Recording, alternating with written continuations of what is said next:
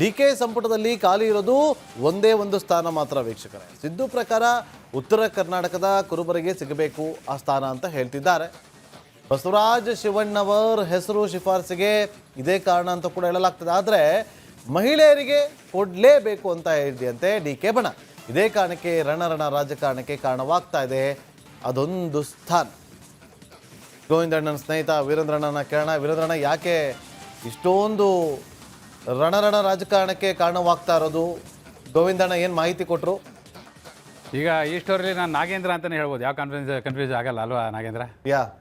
ಅಂದರೆ ಇದು ಗೋವಿಂದಣ್ಣರು ದಿಲ್ಲಿಗೆ ಹೋಗಿದ್ರಲ್ಲ ಲಾಸ್ಟ್ ಟೈಮ್, ಯಾವಾಗ ಈ ಕ್ಯಾಬಿನೆಟ್ ಪಟ್ಟಿ ಆಗಬೇಕಿದ್ರೆ ಅವಾಗ ಒಂದು ಸುದ್ದಿ ಬಂದಿತ್ತು. ಏನಂದರೆ ಸಿದ್ದರಾಮಯ್ಯವ್ರ ಪಟ್ಟಿಯಲ್ಲಿ ಬಸವರಾಜ ಶಿವಣ್ಣವರ್ ಅವ್ರ ಹೆಸರನ್ನ ಉತ್ತರ ಕರ್ನಾಟಕದ ಕುರುಬರಿಬ್ಬರಿಗೆ ಕೊಡಬೇಕು ಸ್ಥಾನ ಅಂತೇಳಿ ಸೇರಿಸಿ ಬಂದಿದ್ರು. ಲಾಸ್ಟ್ ಮಿನಿಟ್ ಇಲ್ಲಿ ಪಟ್ಟಿ ಬಂದು ಇನ್ನೇನು ಪ್ರಮಾಣವಚನಕ್ಕೆ ಹೋಗ್ಬೇಕು ಅಂದಾಗ ಸಿದ್ದರಾಮಯ್ಯವ್ರಿಗೆ ಶಾಕಂತೆ ಗಾಯತ್ರಿ ಶಾಂತೇಗೌಡರ ಹೆಸರು ಬಂದ್ಬಿಟ್ಟಿದೆ. ಅದರಲ್ಲಿ ಬಸವರಾಜ ಶಿವಣ್ಣವ್ರ ಹೆಸರಿಲ್ಲ.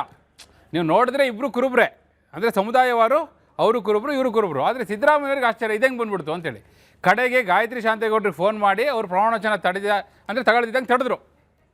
ಅಲ್ಲಿಗೆ ಒಂದು ಸ್ಥಾನ ಉಳಿತು. ಈಗ ಹೊರನೋಟಕ್ಕೆ ಕಾಣಿಸಿದ್ದೇನೋ ನಾಗೇಂದ್ರ, ಇಲ್ಲ ಗಾಯತ್ರಿ ಶಾಂತೇಗೌಡರಿಗೆ ಪ್ರಮಾಣವಚನ ಕೊಡಿಸ್ಬೇಕಿತ್ತು, ಅದನ್ನು ತಡೆದ್ರು. ಸೊ ಮಹಿಳೆಯರಿಗೆ ಒಂದು ಸ್ಥಾನ ಕೊಡಬೇಕಾದ್ ಬಾಕಿ ಇದೆ ಅಂತ. ಆದರೆ ಒಳನೋಟದಲ್ಲಿರೋದೇನು, ದಿಲ್ಲಿಯಲ್ಲಿ ಫೈನಲ್ ಆಗಿದ್ದೇನು ಅಂದರೆ ಬಸವರಾಜ ಶಿವಣ್ಣವ್ರು ಮಿನಿಸ್ಟರ್ ಆಗಬೇಕು ಅಂತೇಳಿ. ಈಗ ಸಿದ್ದರಾಮಯ್ಯನವರು ಅವತ್ತಿನ ದಿನ ಪ್ರಮಾಣವಚನ ಕಾರ್ಯಕ್ರಮಕ್ಕೂ ಹೋಗಿಲ್ಲ.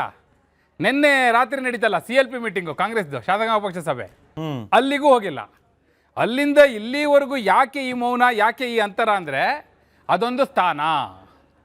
ಆದರೆ ಡಿ ಕೆ ಬಣ್ಣ ಹೇಳ್ತಿರೋದೇನು, ಇಲ್ಲ ಅದು ಮಹಿಳೆಯರಿಗಿರುವಂಥ ಸ್ಥಾನ. ಒಬ್ಬರು ಮಹಿಳೆಯರಿಲ್ಲ ಇಡೀ ಸಂಪುಟದಲ್ಲಿ, ಒಬ್ಬರು ಮಹಿಳೆಯರಿಲ್ಲ ಅಂದರೆ ಹಾಗೆ ಇದೊಂದು ರೀತಿ ಶಕ್ತಿಹೀನ ಸಂಪುಟ ಆಗ್ಬಿಟ್ಟಿದೆ. ಶಕ್ತಿ ಯೋಜನೆಯನ್ನು ಕೊಟ್ಟಿದ್ದೀವಿ ನಾವು, ಆದರೆ ಸಂಪುಟದಲ್ಲಿ ಶಕ್ತಿಯೇ ಇಲ್ಲ ಅಂದರೆ ಹಾಗೆ ಅನ್ನೋ ಚರ್ಚೆ ಡಿ ಕೆ ಬಣ ಮಾಡ್ತಾ ಇದೆ. ಸೊ ಹೆಸರುಗಳು ಭಾಳ ಇದೆ. ಈಗ ಲಕ್ಷ್ಮೀ ಹೆಬ್ಬಾಳ್ಕರ್ ಅವ್ರ ಹೆಸರು ಚರ್ಚೆಯಲ್ಲಿದೆ. ಅನ್ನಪೂರ್ಣ ತುಕಾರಾಮ್ ಅವರು ಕೂಡ ST ಸಮುದಾಯವನ್ನು ಪ್ರತಿನಿಧಿಸೋದು, ಅವ್ರ ಹೆಸರು ಕೂಡ ಚರ್ಚೆಯಲ್ಲಿದೆ. ಸಾಲದಕ್ಕೆ ನಯನ ಮೋಟಮ್ಮ ಕೂಡ ಡಿ ಕೆ ಶಿವಕುಮಾರ್ ನನ್ನ ಗುರುಗಳು ಅಂತೇಳಿ ಬಹಿರಂಗವಾಗಿ ಹೇಳಿಕೆ ಕೊಟ್ಟವರು. ಸೊ ಅವರು ಕೂಡ ಪ್ರಯತ್ನ ಮಾಡಿದ್ದಾರೆ, ಎಷ್ಟೋ ಬಾರಿ ದಿಲ್ಲಿಗೆ ಹೋಗಿ ಬಂದಿದ್ದಾರೆ.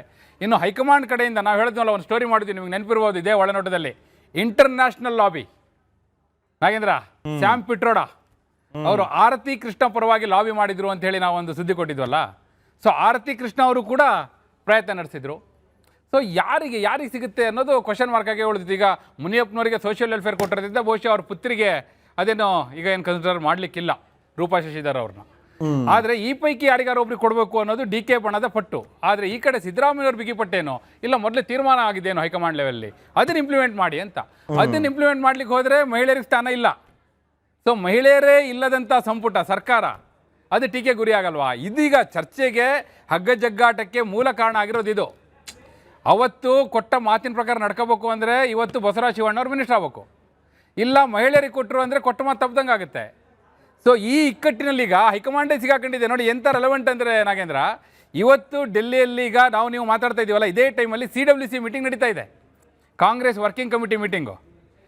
ಆ ಸಭೆಯ ಆಸುಪಾಸಿನಲ್ಲಿ ಆಚೆ ಈಚೆ ಇದ್ರ ಬಗ್ಗೆಯೂ ಚರ್ಚೆ ಆಗ್ಬೋದು, ಆ ಒಂದು ಸ್ಥಾನವನ್ನು ತುಂಬೋದು. ಅಲ್ಲಿ ಸಾಮಾನ್ಯವಾಗಿ ಈಗ ಡಿ ಕೆ ಶಿವಕುಮಾರ್ ಅವರು ಇಲ್ಲ ಮಹಿಳೆಯರೊಬ್ಬರಿಗೆ ಅವಕಾಶ ಕೊಡಬೇಕು ಅಲ್ಲಿ ಪಟ್ಟಾಗ್ತಾರೆ. ಸಿದ್ದರಾಮಯ್ಯವರು ಇಲ್ಲ ಅವತ್ತು ಕೊಟ್ಟಿದ್ದೀರಿ ಮಾತು ಬಸವರಾಜ ಶಿವಣ್ಣವ್ರು ಅಂತೇಳಿ, ಉತ್ತರ ಕರ್ನಾಟಕದಿಂದ ಯಾರು ಕುರುಬ್ರೇ ಇಲ್ಲ ಅಂದಂಗೆ ಆಗ್ಬಿಡುತ್ತೆ, ಅವ್ರಿಗೆ ಕೊಡಿ ಅಂತಲಿ ಕೊಡ್ತಾರೆ. ಫೈನಲಿ ಏನಾಗುತ್ತೆ, ಹಗ್ಗ ಜಗ್ಗಾಟ ಇದೆಯಲ್ಲ, ಅದಕ್ಕೆ ನಮ್ಮ ಗೋವಿಂದಣ್ಣರು ಹೇಳಿದರು ಏನಂದರು, ಮಹಾಭಾರತ ಯುದ್ಧ ಆಗಿದ್ದು ಹೆಣ್ಣಿಗಾಗಿ, ರಾಮಾಯಣದಲ್ಲಿ ಯುದ್ಧ ಆಗಿದ್ದು ಹೆಣ್ಣಿಗಾಗಿ, ಇಲ್ಲಿ ಯಾವ್ಯಾವ ಯುದ್ಧ ನೋಡ್ಬೇಕಿದೆಯೋ ಅಂತ ಗೋವಿಂದಣ್ಣರು ಹೇಳಿದ್ರಲ್ಲ, ಈ ಹಿನ್ನೆಲೆಯಲ್ಲೇ ಹೇಳಿದ್ದು ನಾಗೇಂದ್ರ. ಹಿಂಗೆ. ಸೊ ಈಗ 136 ಸ್ಥಾನ ಅಂತೇಳಿ ಹಂಗೆ ಅವಾಗಲೇ ನಾನು ಅದಕ್ಕೆ ನಿಮಗೆ ಬ್ರೇಕ್ ಹಾಕಿದ್ದು. ಈಗ 136 ಸ್ಥಾನಗಳೇನೋ ಬಂತು ಅವ್ರಿಗೆ. ಇರುವಂಥ 140 ಸ್ಥಾನಗಳಿದೆ ಕಾಂಗ್ರೆಸ್ನವ್ರ ಹತ್ರ. ಎಷ್ಟು ಸಾಧ್ಯ ಆಗುತ್ತೋ ಅಷ್ಟೇ ಕೊಡಬೇಕು. ಎಲ್ಲರಿಗೂ ಕೂಡ ಕೊಡೋದಕ್ಕಾಗೋದಿಲ್ಲ, ಎಲ್ಲರನ್ನೂ ಕೂಡ ಸಮಾಧಾನ ಪಡಿಸೋದಕ್ಕಾಗೋದಿಲ್ಲ. ಆದರೆ ಒಂದು ಮಹಿಳೆಯರಿಗೆ ಕೊಟ್ಬಿಟ್ಟಿದ್ರೆ, ಅಲ್ಲ ಗೋವಿಂದಣ್ಣ ನಿಮ್ಗೆ ಏನು ಹೇಳಿದ್ರೋ ಗೊತ್ತಿಲ್ಲ, ಬೇರೆ ಮಹಿಳೆಯರು ಸುಮ್ಮನೆ ಆಗ್ತಿದ್ರ, ಅವ್ರನ್ನ ಸಮಾಧಾನ ಪಡಿಸೋದಕ್ಕೆ ಆಗ್ತಿತ್ತಾ? ಇದ್ರ ಬಗ್ಗೆ ಏನು ಚರ್ಚೆ ಆಗ್ತಾ ಇತ್ತಂತೆ ಈಗ ಕಾಂಗ್ರೆಸ್ ಪಡಸಾಲೆಯಲ್ಲಿ? ಗೋವಿಂದಣ್ಣ ಏನು ಹೇಳಿದ್ರು? ಇಲ್ಲ, ಇದು ಕೂಡ ಟಾಕಿಂಗ್ ಪಾಯಿಂಟ್ ಆಗಿದೆ. ಯಾಕೆ ಹೇಳ್ತೀನಿ ಕೇಳಿ. ಈಗ Lakshmi Hebbalkar last 3 years minister ಆಗಿದ್ದರು. ಮತ್ತು ಅವ್ರ ಹೆಸರು ಮುನ್ನೆಲೆಗೆ ಬಂದಿದ್ದು ನಿಜ, ಲಾಸ್ಟ್ ಮಿನಿಟ್ವರೆಗೂ ಅವ್ರ ಹೆಸರು ಚರ್ಚೆಯಲ್ಲಿ ಇದ್ದಿದ್ದು ನಿಜ. ಆದರೆ ಲಕ್ಷ್ಮಣ ಸವದಿ ಅವ್ರಿಗೆ ಕೊಟ್ಟರು, ಆಲ್ರೆಡಿ ಸತೀಶ್ ಜಾರಕಿಹೊಳಿ ಇದ್ದರು, ಹೀಗಾಗಿ ಅವ್ರದ್ದು ಕೈ ತಪ್ಪಿ ಹೋಯಿತು. ಬಟ್ ಈಗಲೂ ಕೂಡ ಅವ್ರ ಹೆಸರು ಚರ್ಚೆಯಲ್ಲಿದೆ, ಲಕ್ಷ್ಮೀ ಹೆಬ್ಬಾಳ್ಕರ್ ಅವ್ರ ಹೆಸರು ಚರ್ಚೆಯಲ್ಲಿದೆ. ಒಂದು ವೇಳೆ ಮತ್ತೆ ಅವರಿಗೆ ಕೊಟ್ಟುಬಿಟ್ರೆ, ಈಗ ಉಳಿದವರೆಲ್ಲ ಇದ್ದಾರಲ್ಲ, ಮತ್ತೊಂದು ಸೆಕೆಂಡ್ ನೀವು ಅವರಿಗೆ ಕೊಡೋದಾದರೆ ಹಾಗಾದರೆ ನಾವು ಯಾಕೆ? ಈಗ ಹೊಸ ಮುಖ ಅಂತ ಹೇಳಿದ್ರಿ, ಹೊಸಬ್ರಿಗೆ ಅವಕಾಶ ಕೊಡಬೇಕು ಅಂತ ಹೇಳಿದ್ರಿ. ಎಲ್ಲಿ ಹೊಸಬ್ರಿಗೆ ಅವಕಾಶ ಕೊಟ್ಟಾಗೆ ಮಹಿಳೆಯರಿಗೆ ಅದು ಅನ್ವಯಿಸಲ್ವಾ? ಈಗ ರಾಹುಲ್ ಗಾಂಧಿಯವರೇ ಒಂದು ಮಾರ್ಗಸೂಚಿ ಮಾಡಿದ್ರು. ಫಸ್ಟ್ ಟೈಮ್ ಇವರು ಡಿ ಕೆ ಶಿವಕುಮಾರ್ ಅವರು ಮುಖ್ಯಮಂತ್ರಿ ಆದ ನಂತರ ಸಂಪುಟ ವಿಸ್ತರಣೆ ಮಾಡಬೇಕು ಅಂತ ಹೋಗಿ ಕೂತಾಗ ರಾಹುಲ್ ಗಾಂಧಿ ಅವರು ವಾಪಸ್ ಕಳಿಸಿದ್ದೇ ಇದೇ ಕಾರಣಕ್ಕೆ. ಈ ಹಿಂದೆ ಮಿನಿಸ್ಟರ್ ಆಗಿದ್ದವರೇ ಮತ್ತೆ ಮುಂದುವರಿಯೋದು ಬೇಡ, ಹೆಚ್ಚಿಗೆ ಸಾಧ್ಯವಾದಷ್ಟು ಹೊಸ ಮುಖಗಳಿಗೆ ಅವಕಾಶ ಕೊಡಿ ಅಂತ ಹೇಳಿ. ಬಟ್ ಈಗ ಅದೇ ಅಡ್ಡಿ ಆಯ್ತು ಇವ್ರಿಗೆ, ಯಾರಿಗೆ? ಲಕ್ಷ್ಮೀ ಹೆಬ್ಬಾಳ್ಕರ್ ಅವ್ರಿಗೆ. ಬಟ್ ಈಗಲೂ ಅವ್ರ ಹೆಸರಿದೆ, ಗೊತ್ತಿಲ್ಲ ಏನಾಗುತ್ತೋ. ಒಂದು ಸ್ಥಾನ ತುಂಬುವಾಗ ಅದನ್ನು ಯಾರು ತುಂಬ್ತಾರೆ, ಯಾರು ಬರ್ತಾರೆ, ಅದು ಈಗ ಬಹುಶಃ ಇವತ್ತು ಡೆಲ್ಲಿಯಲ್ಲಿ ತೀರ್ಮಾನ ಆಗುತ್ತೇನೋ. ಅಲ್ಲ, ಈಗ ಒಂದೊಂದು ವೀರೇಂದ್ರ, ಒಂದು ಕ್ವಿಕ್ ಆಗಿ ಏನಂತಂದ್ರೆ, ಈಗ ಈ ಒಂದು ಸ್ಥಾನನ ಮಹಿಳೆಯರಿಗೆ ಕೊಡ್ತಾರಾ ಅಥವಾ ಸಿದ್ದರಾಮಯ್ಯ ಅವರು ಪಟ್ಟು ಹಿಡಿದಿರೋಂತೆ ಉತ್ತರ ಕರ್ನಾಟಕ ಮೂಲದವರು ಕೊಡ್ತಾರಾ? ಈಗ ಸಿದ್ದರಾಮಯ್ಯನವ್ರದ್ದು ಏನಾದರೂ ಮೇಲ್ಗೈ ಆಯಿತು ಅಂದರೆ, ಅವ್ರಿಗಾಗಲೇ ಏನು ಅಂತರ ಕಾಟ್ಕೊಂಡು ಈಗ ಪ್ರೆಷರ್ ಪಾಲಿಟಿಕ್ಸ್ ಮಾಡ್ತಿದಾರಲ್ಲ, ಅದು ವರ್ಕ್ ಆಯಿತು ಅಂದರೆ ಯಾರೋ ಒಬ್ಬರು ಉತ್ತರ ಕರ್ನಾಟಕ ಭಾಗದ ಒಬ್ರಿಗೆ ಸಿಗ್ಬೋದು. ಅದ್ಯಾರು ಅನ್ನೋದು ಕೂಡ ಪ್ರಶ್ನೆ ಆಗುತ್ತೆ. ಯಾಕೆ ಗೊತ್ತಾ? ಕಡೆಗೆ ಹೇಗೋ ಕನ್ವಿನ್ಸ್ ಮಾಡಿಬಿಟ್ಟು ಸ್ವತಃ ರಾಹುಲ್ ಗಾಂಧಿ ಅವರೇ ಹೇಳಿದ್ರೆ, ನೋಡಿ ಮಹಿಳೆಯರೊಬ್ಬರು ಇಲ್ಲ, ಆಯಿತು ನೀವು ಹೇಳಿದವರೇ ಆಗಲಿ, ಆದರೆ ಮಹಿಳೆಯರ ಹೆಸರು ಕೊಡಿ ಅಂತ ಕೇಳಿದ್ರೆ, ಆಗ ಅನ್ನಪೂರ್ಣ ತುಕಾರಾಮ್ ಅವರು, ಈ ರೀತಿ ಯಾರಾದರೂ ಒಬ್ಬರು ಕನೀಶ್ ಫಾತಿಮಾ ಅವರು, ಇಂಥವ್ರು ಯಾರಾದರೂ ಒಬ್ಬರು ಉತ್ತರ ಕರ್ನಾಟಕದ ಕೋಟಾದಲ್ಲೇ ಬಂದುಬಿಟ್ರೆ ಆ ಚರ್ಚೆಯೂ ಇದೆ ನಾಗೇಂದ್ರ. ಹಾಗಾಗಿ ಇದು ಯಾರ ಗೈ ಮೇಲುಗೈ ಆಗುತ್ತೆ?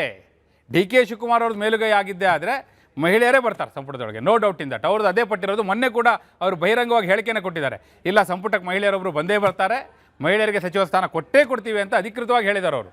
ಬಟ್ ಆನ್ ಟೇಬಲ್ ಅಲ್ಲಿ ಹೈಕಮಾಂಡ್ ಮುಂದೆ ಹೀಗೆ ಕೂತಾಗ ಆ ಕ್ಷಣದಲ್ಲಿ ಯಾವ ತೀರ್ಮಾನ ಬೇಕಾದರೂ ಆಗ್ಬೋದು Nagendra. We have to wait and see. ಅದಕ್ಕೆ ಎಷ್ಟು ದಿನ ಕಾಯ್ಬೇಕು? ಇನ್ನ ಗೋವಿಂದಣ್ಣ ಅದ್ರ ಬಗ್ಗೆ ಏನು ಹೇಳಿಲ್ವಾ ನಿಮಗೆ ಕೇಳಿಸ್ಕೊಂಡು ಬಂದು?